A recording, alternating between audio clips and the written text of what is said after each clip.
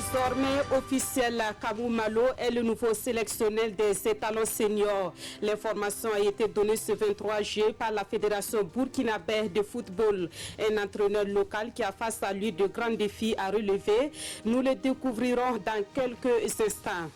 Dans l'actualité également, le Burkina Faso s'achemine vers l'élaboration d'un registre national des personnes vulnérables. Il permettra une meilleure coordination des actions en faveur de ces personnes. Le sujet est sur la table du Conseil national de la protection sociale, réuni en session dans la capitale burkinabé. Et puis bientôt de nouvelles routes dans la capitale burkinabé. Les travaux de construction de ces voies ont été lancés hier. Leur objectif est d'améliorer la mobilité urbaine dans la capitale burkinabé. Mesdames, Messieurs, bonsoir. Merci de nous suivre. L'information est officiellement tombée ce mardi. Kamou Malo est le nouvel entraîneur des étalons. L'actuel entraîneur de l'Union sportive des forces armées succède ainsi à Paulo Duarte, dont le contrat expire le 31 juillet prochain. Le portrait de l'homme avec Salif Ouedraogo. L'homme qui succède à Paulo Duarte a de la bouteille. Flic de formation, Kamou Malo, le nouveau sélectionneur des étalons, est un homme de principe. Du haut de son mètre 70, il est réputé avoir un fort caractère. C'est un pari entre mon président et moi. Par rapport à l'attaquant qui marque, j'ai dit, moi je garde ma confiance à cet attaquant, il a marqué. Je voulais simplement que le président constate que effectivement j'ai eu raison et que j'ai gagné mon pari. Après plus de 15 années passées sur les bancs du Faso Foot, Kamou Malo a le vécu et détient un CV assez éloquent. C'est en 1996 que débute sa carrière avec JPC Jeunesse pour Christ, club d'un quartier de Ouagadougou. Avec cette équipe, il remporte la première édition de la Coupe du Maire Simon Compaoré. Un coup d'essai qui lui a sans doute donné plus d'envie. Son aventure dans l'élite commence véritablement à Koudougou au BPS en 2008. Là, il réussit à remonter le club en D1, une performance qui lui vaut la récompense personnalité AGSB de l'année. Du BPS, il dépose ses valises au Rail Club du Kadiogo où il remportera son premier trophée majeur, la Coupe du Faso 2012. Puis il rejoint l'AS Sonabel en 2013. Finaliste de la Coupe du Faso et vice-champion du Burkina avec les électriciens, Kamou Malo fait son comeback chez les Faucons. En 3 saisons, il glane 4 trophées, dont un doublé championnat Coupe du Faso en 2016. Justement, depuis 2016, Kamou Malo a toujours figuré dans le top 3 du Faso Foot. Le Faso Foot, ça ne me donne plus tellement de frissons parce que, bon, parfois je vous dis, on connaît à peu près la finalité avant même terme parce que simplement je connais très bien le milieu. Pur produit du Faso Foot, le technicien de 56 ans n'a aucune expérience à la tête d'une équipe nationale, toutes catégories confondues. Néanmoins, l'homme qui vient d'hériter du poste de sélectionneur national est détenteur de la licence à CAF. Marié et père de 3 enfants, Kamou Malo est le géniteur de l'international burkinabé, Patrick Malo. Voilà les détails sur le contrat de Kamou Malo et la composition de son staff seront donnés le vendredi prochain lors de la présentation du nouvel entraîneur du Burkina Faso. Autre point de l'actualité, l'Ordre des pharmaciens du Burkina tient son 7e congrès depuis ce matin à Ouagadougou. Thème de ce congrès, l'avenir de la profession de pharmacie au Burkina Faso, défis et perspectives. La cérémonie d'ouverture a été présidée par le chef de l'État qui réaffirme son engagement à soutenir les pharmaciens pour le développement de leur domaine d'activité. Le compte-rendu de Pascal Kani. 7e congrès de l'Ordre des pharmaciens du Burkina. Au cœur des échanges, une inquiétude, la perspective du pharmacien chômeur. L'inquiétude est réelle car aujourd'hui, les départements de pharmacie des universités ont des effectifs pléthoriques.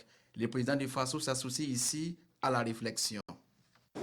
Aujourd'hui, aussi bien dans le secteur privé que dans le secteur étatique, nous avons environ 900 pharmaciens qui travaillent et d'ici 6 ans, pour les étudiants qui sont en cours, il y aura 1500 qui vont sortir comme état de nouveaux pharmaciens. Il faut commencer à réfléchir pour trouver des solutions parce qu'il serait difficile d'absorber tout ce monde.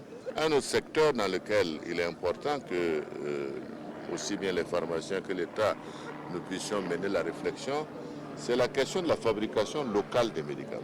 Il nous faut maintenant développer une industrie du médicament au Burkina Faso. Avec pour thème l'avenir de la profession de pharmacien au Burkina Faso, défis et perspectives, le président congolais va tenter de dessiner les contours du futur de la profession à partir de l'analyse de la situation actuelle du secteur. Et devant des pharmaciens engagés pour le respect des valeurs éthiques de la profession, le président du Faso promet son soutien afin de garantir la qualité, l'efficacité et la sécurité des médicaments. Nous entamons à présent les actualités politiques de ce journal, avec tout d'abord le CEFOP qui était face à la presse au lendemain de la clôture du dialogue politique. L'opposition est notamment revenue sur la situation sécuritaire et le vote des Burkinabés de l'extérieur. À côté de cela, elle dénonce la lenteur de la justice dans l'affaire Irgou. Le point complet avec Amadou Ilboudo et Ismaël Duloma Sirima. Après une semaine de concertation entre le chef de file de l'opposition politique et l'alliance des partis de la majorité présidentielle, les conclusions du dialogue politique sont tombées. À cette traditionnelle conférence de presse du CEFOP, il est question de revenir sur les sujets abordés au cours de ce dialogue politique, notamment le code électoral, les élections de 2020 et la situation nationale. S'il fallait revenir sur la liste des acquis de ce dialogue, on pourrait citer par exemple qu'au titre du code électoral et des élections de 2020, le maintien par exemple du calendrier électoral en l'état, en ce sens que les élections couplées, présidentielles et législatives, auront lieu à bonne date en 2020 et les municipales en 2021. La situation sécuritaire s'est invitée largement à nos échanges. Nous avons pris la résolution ferme de contribuer davantage, parce que nous le faisons déjà, à la lutte contre le terrorisme et l'extrémisme violent. La seule question autour de laquelle on n'a pas abouti à un consensus, c'est la question de l'utilisation de la carte consulaire comme document d'enrôlement et de votation pour les Burkinabés de l'étranger. En plus de ces aspects, le chef de file de l'opposition politique a abordé la question de la justice, à savoir la lenteur dans le traitement des dossiers de l'affaire de Yirgou, le problème des déplacés internes et les affaires de blanchiment d'argent. Au Parti de la Renaissance nationale, c'est la célébration d'un anniversaire qui s'annonce dans les prochains jours. Le 5 août 2019, le parent aura exactement 20 ans, mais les activités commémoratives auront lieu les 27 et 28 juillet prochains. Les contenus de ces activités ont été présentés aux hommes de médias ce mardi à Ouagadougou. Adama Guiti, Ismaël Duloma Sirima.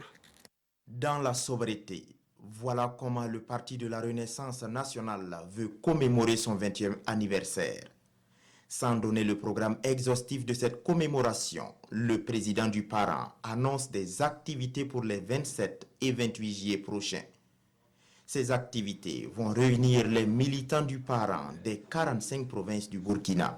Comme il y a les élections 2020 qui sont en train de venir, c'est l'occasion en même temps de célébrer en fait cet événement-là et consolider nos différentes structures de base et revoir là où on a à corriger. Justement, il faut corriger ce qui ne va pas pour pouvoir tacler 2020 qui est en train de venir. Avant ces annonces, les premiers responsables du parent ont fait la genèse du parti depuis sa création jusqu'à nos jours. Entre les hauts et les bas, ce militant de la première heure invite les Burkinabés à ne pas perdre de vue le tessérisme, le modèle de développement du parent. Parce que la jeunesse s'intéresse au matériel ici et maintenant. Alors que nous leur donnons du matériel sûr et durable, qu'eux-mêmes vont se procurer et non pas recevoir de quelqu'un d'autre. Notre parti n'a rien à se donner comme un pour le matériel. Comme l'adage chinois dit, non, on ne vous donne pas le poisson, mais on vous apprend à pêcher le poisson.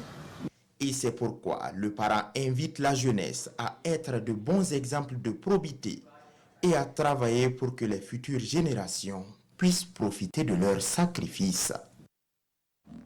Sur le terrain, le mouvement du peuple pour le progrès mobilise ses militants de la province du Zondoma. La rencontre qui s'est tenue à Goursé a servi de cadre pour les militants de se prononcer sur leurs préoccupations du moment.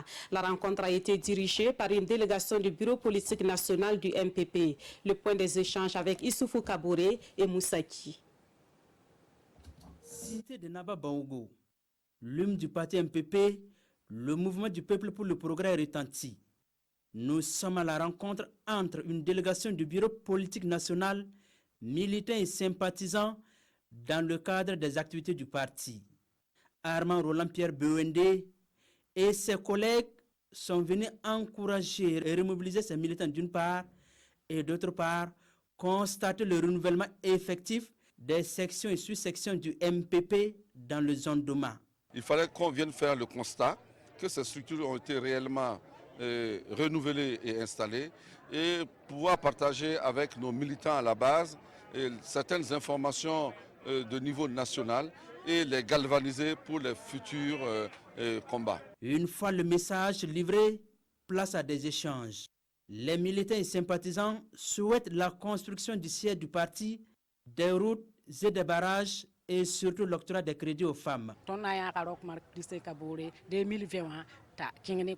Nous engageons à travailler pour reconduire le président Kaboré à Kosiam en 2020. Nous avons été rassurés quant à nos doléances.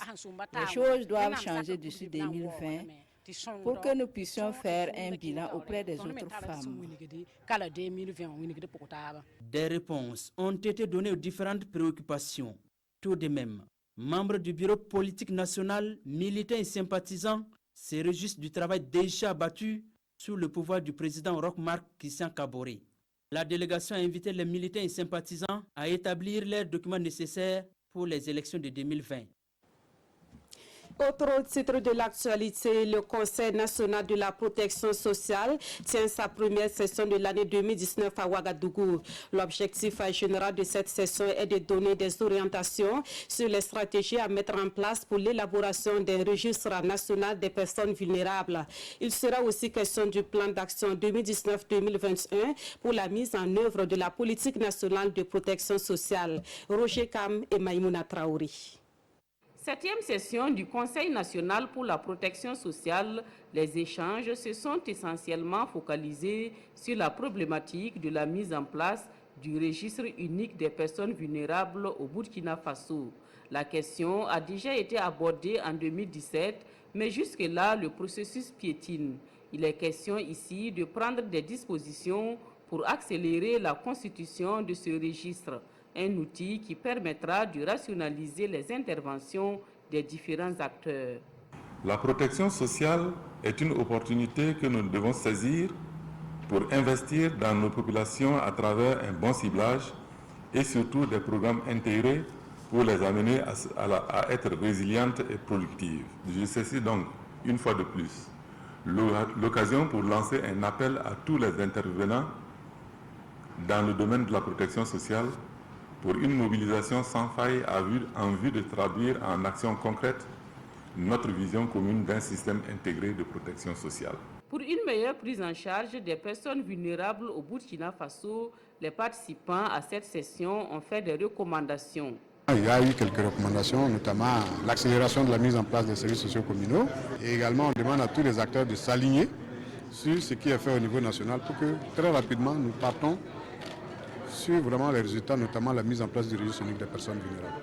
La rencontre a permis aussi de faire le bilan des actions menées en 2018 et d'adopter le plan d'action opérationnel 2019-2021 en matière de protection sociale. Et à l'occasion de la Journée mondiale de la population célébrée le 11 juillet, un cadre a été initié pour le partage des résultats scientifiques sur le dividende démographique. C'était ce mardi à Ouagadougou et la rencontre a également servi de cadre pour présenter les réponses apportées par les décideurs politiques pour la maîtrise de la croissance démographique au Burkina Faso. Pawadrogo Jansongo et Oumou Sissé. Une journée de partage de résultats scientifiques sur le dividende démographique et réponses politiques. Aujourd'hui, la croissance démographique est de 1,1% par an. Un accroissement de la population mondiale qui peut être un obstacle si rien n'est fait. Pour le Burkina, des mesures sont en cours pour maîtriser la croissance démographique afin d'assurer une croissance économique inclusive dans la perspective du développement humain durable. Les actions qui sont faites portent essentiellement dans le secteur de la santé et de l'éducation. Et un concept important pour nous est la planification familiale qui fera en sorte effectivement que tous les efforts que nous faisons dans la production économique ne puissent pas être anéantis. Et pour atteindre les populations cibles, le pays peut compter sur l'appui de l'USAID. L'initiative de 2011, qu'on appelle le partenariat de Ouagadougou, a été suivie d'une autre initiative globale qu'on appelle FP 2020, qui a aussi un objectif ambitieux d'atteindre 120 millions de femmes utilisatrices de planification familiale d'ici 2020. Cette journée de partage de résultats sur le dividende démographique se tient dans le cadre de la Journée mondiale de la population 2019. Pour l'occasion, les acteurs jettent un regard rétrospectif sur les 25 ans de la Conférence internationale sur la population et le développement. La dépravation des mœurs sur les réseaux sociaux est une triste réalité au Burkina Faso, selon le Conseil économique et social. Le constat amène le CES à initier un forum national sur l'utilisation des technologies de l'information et de la communication. Des représentants de toutes les régions du Burkina Faso prennent part à ce forum, dont les travaux ont été lancés ce 23 juillet à Manga, dans le centre-sud. Gérard Sommet et Draman Guinée. La loi reprime, mais le Conseil économique et social sensibilise. Ici, à Manga, le CES parle des effets pervers des technologies de l'information et de la communication. Cybercriminalité, cyberprostitution, harcèlement, diffamation, incivisme, voici autant de vices qu'engendre la mauvaise utilisation des réseaux sociaux. Ce forum national sur les TIC, le CES le veut comme promoteur d'une citoyenneté responsable au Burkina. Notre souci étant la jeunesse, et aussi les citoyens du Burkina, nous allons travailler en sorte qu'il y ait des recommandations qui vont sortir pour encourager et les citoyens et les jeunes en particulier à adopter des attitudes vis-à-vis d'Internet qui seront des attitudes positives. À ce forum national, chaque région du pays est représentée. Décideurs et leaders d'opinion, chacun est là. Tous demandent un minimum de discernement et de prudence dans l'utilisation des TIC. Beaucoup de jeunes vont participer, ils vont être des relais. Je pense que les jeunes de la région vont participer, ils vont être des relais dans notre région, en tout cas pour que les TIC soient utilisés dans le bon sens, en tout cas pour le développement de la jeunesse et pour leur épanouissement. De nos jours, là, on peut faire des recherches considérables par le biais du net, mais on peut faire aussi autre chose. Durant 3 jours, ce forum va lancer la réflexion afin de dégager des solutions à l'utilisation malveillante des TIC. Grâce aux différents représentants ici présents, le CES espère toucher les 840 000 utilisateurs de Facebook dénombrés en 2017 au Burkina.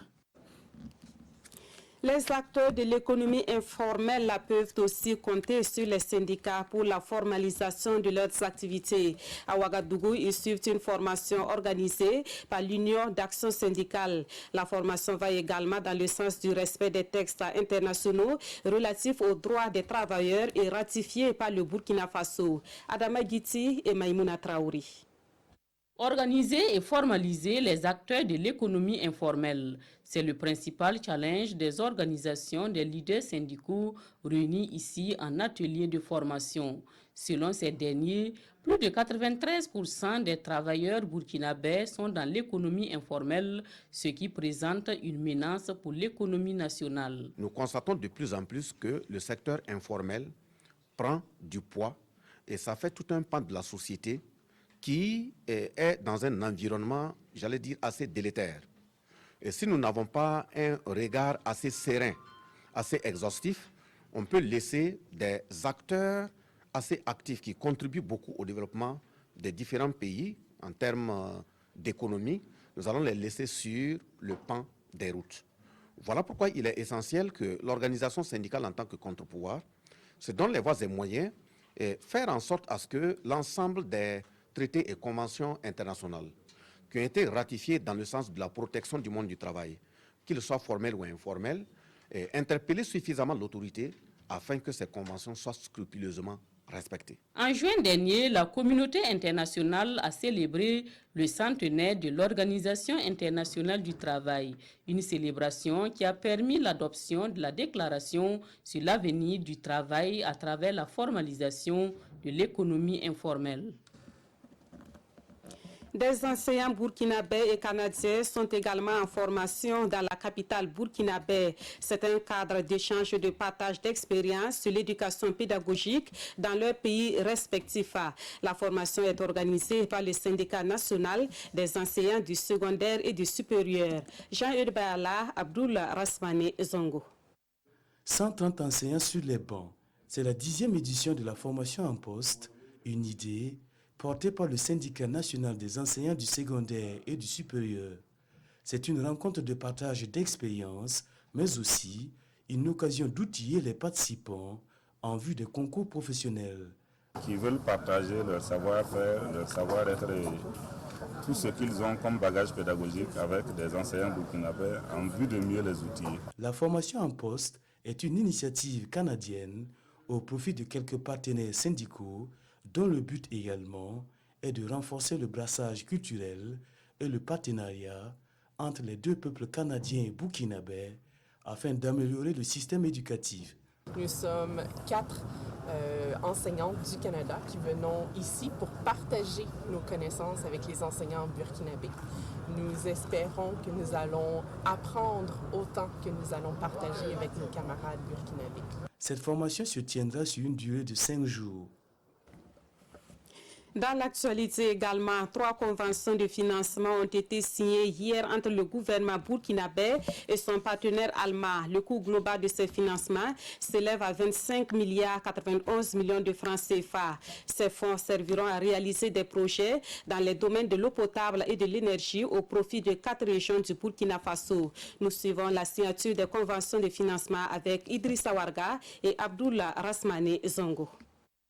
Pas de nuages dans le ciel de la coopération germano-burkinabé, en témoigne ce geste manuel sobre sur un document.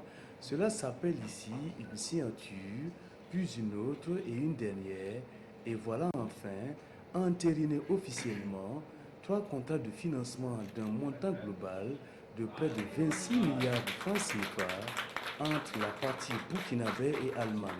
On a signé aujourd'hui 3 accords sur 3 thèmes différents, l'eau potable et assainissement pour 4 régions dans l'Ouest. On a aussi la construction d'une centrale de l'énergie solaire pour Bobo Dioulasso. Et le 3e projet, un nouvel programme technologie. Les bénéficiaires dissimulent difficilement leurs sentiments. Et le projet dans les 4 régions va nous permettre de créer 16 nouveaux centres où il y aura l'eau potable aussi bien au niveau des abonnés que des bonnes fontaines. Cette centrale de 14 MW que la République fédérale d'Allemagne, en tout cas, va financer, va nous permettre donc d'améliorer l'offre énergétique et permettre de satisfaire davantage notre clientèle. Ces 3 signatures de convention renforcent davantage les liens de coopération entre le Burkina Faso et la République fédérale d'Allemagne. Dans l'actualité également et dans le but d'améliorer la mobilité urbaine dans la capitale burkinabé, des travaux de construction et d'aménagement sont lancés sur certaines voies. Le lancement de ces travaux a été fait hier par le maire de la capitale et le ministre des Infrastructures. La réalisation de ces routes entre dans le cadre du projet de développement durable de Ouagadougou. Nongba Kouda, Maïmouna Traouri. Les travaux de construction et d'aménagement de voiries dans l'arrondissement 6 officiellement lancés. Au total, 9,4 km de route avec un délai d'exécution de 14 mois pour un coût global d'environ 9 milliards de francs CFA. Ces voies seront des voies du béton bitumineux, des structures de chaussée en béton bitumineux avec donc deux voies. Il y aura également des couloirs de bus. Difficile accès au quartier périphérique, accident de la circulation, embouteillage pour les populations de l'arrondissement 6. Le calvaire n'a que trop duré et c'est à juste titre qu'elle salue le lancement de ces travaux qui s'inscrivent dans la mise en œuvre du projet de développement durable de Ouagadougou, phase 2, dont l'objectif est de raccourcir les distances, fluidifier la circulation et améliorer les problèmes d'inondation récurrentes. Ce sont des investissements structurants et des travaux de qualité vont être livrés très rapidement pour le plus grand bonheur de nos populations. Les autorités municipales ont un peu plus tôt dans la matinée visité le chantier de reconstruction de la gare routière Ouaga Inter. Ici, les travaux connaissent un retard, mais l'entreprise promet l'ouvrage sera livré à bonne date. Nous sommes à 22,61% d'avancement des travaux pour des délais consommés à 52%. Ça s'explique par le fait qu'il y a eu tout le dossier d'exécution qu'il a fallu approuver. Deuxièmement, il y a aussi le contrôle de qualité qui doit se faire par le Laboratoire national des travaux publics. Construction de voiries et de gares routières, Ouagadougou est en mouvement selon le maire de la commune et le gouvernement s'en réjouit. C'est l'illustration parfaite d'une volonté politique très forte d'assurer à la fois la mobilité urbaine dans la ville de Ouagadougou, la sécurité routière et d'offrir une plateforme logistique importante aux transporteurs de notre pays.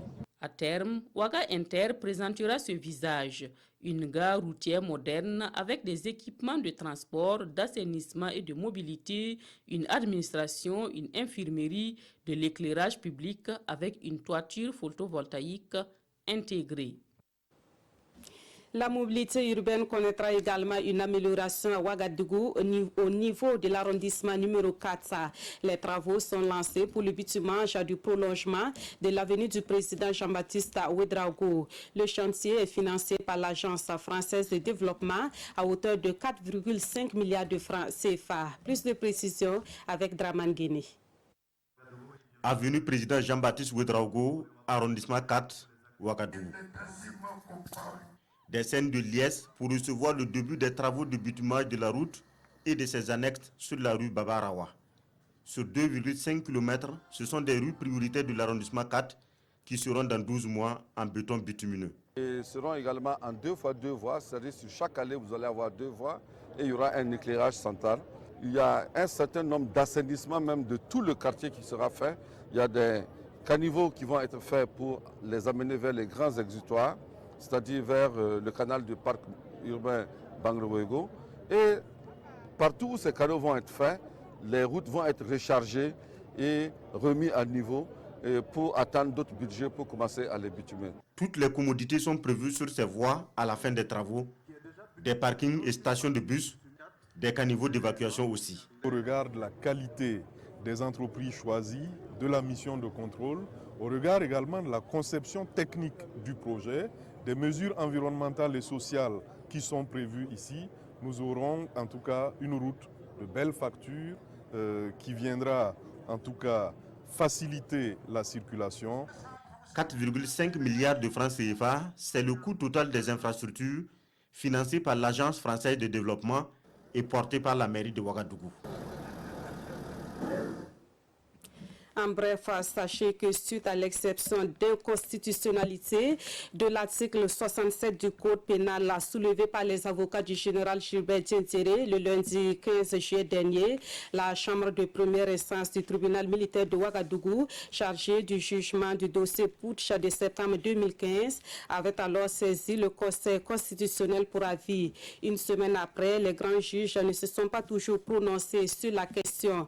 Conséquence, l'audience censée reprendre ce mardi 23 juillet est de nouveau reportée. Elle reprend le lundi 29 juillet prochain.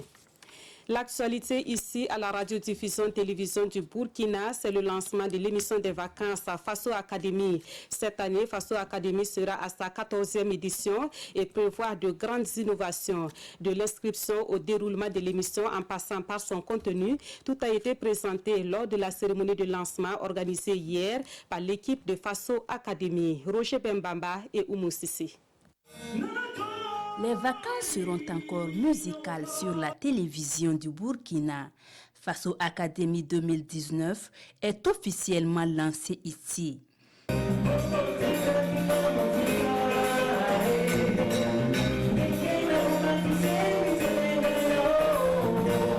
C'est une 14e édition de haut niveau qui sera donnée à voir aux téléspectateurs avec de grandes innovations.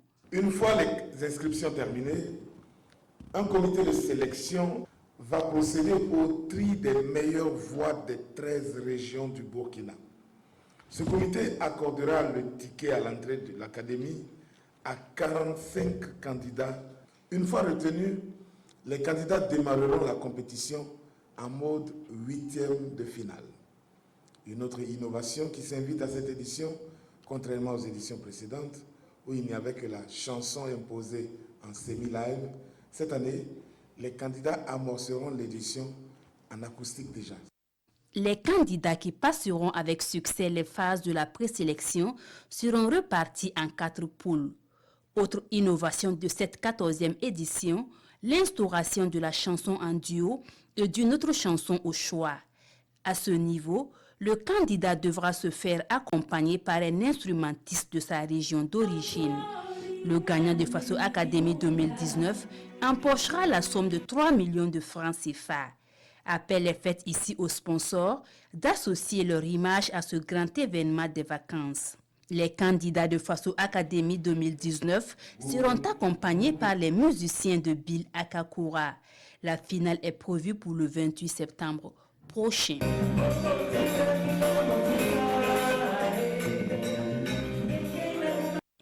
C'est la fin de ce journal. Merci de l'avoir suivi. Le prochain rendez-vous de l'actualité, c'est à 22h30 avec Draman Datia. Mais avant, vous pourrez suivre l'émission Dialogue avec le gouvernement sous le coup de 21h10. Merci de votre fidélité à nos programmes.